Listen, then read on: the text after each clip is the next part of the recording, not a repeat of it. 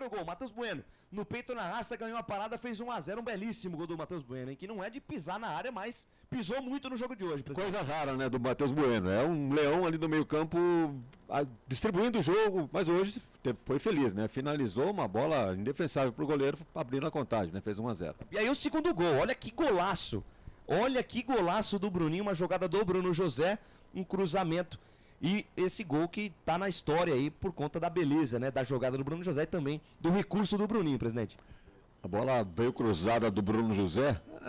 O Bruno José não pode sair do time do Guarani. Impressionante na parte tática, o que ele resolve. Quando não é ele finalizando, ele prepara para os companheiros. Essa jogada agora foi de mestre. Foi ao fundo, cruzou e o Bruninho, uma pintura. Pintura. Prêmio Puskás. Exatamente. Vamos cobrar isso da FIFA, hein? Nas redes sociais, hein?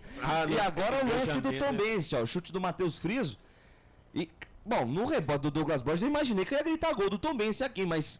Nossa Senhora do Brinco de Ouro evitou que essa bola entrasse, né? Quando a fase é boa... Um número maior na chuteira.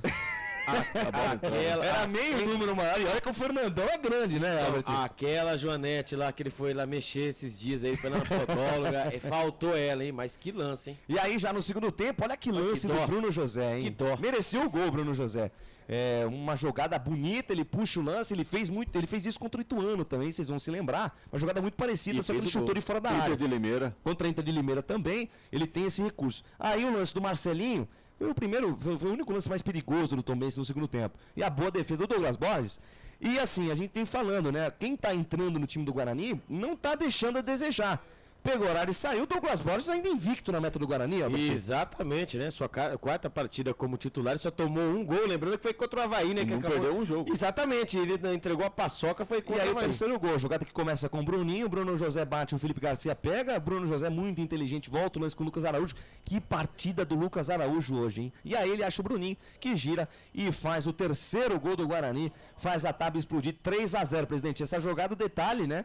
Pra mim foi o Lucas Araújo, né? Como ele esteve à frente, né? Fez a do Matheus Barbosa mesmo, que muitas das vezes a gente vê ele avançando, pisando na área. Ele não aparece muito por torcedor, né? Mas taticamente apareceu muito bem, principalmente nesse terceiro gol aí. Recebeu do Bruno José e fez o cruzamento. Bruninho é outro craque também, não pode deixar o time do Guarani, diga-se de passagem. Até eu esperava que a gente brincava aqui, né? Parecia pelada de rua. 2 vira, 4 acaba. Infelizmente não deu isso, mas os 3-0 suficientes para manter o Bugre na liderança. E aí,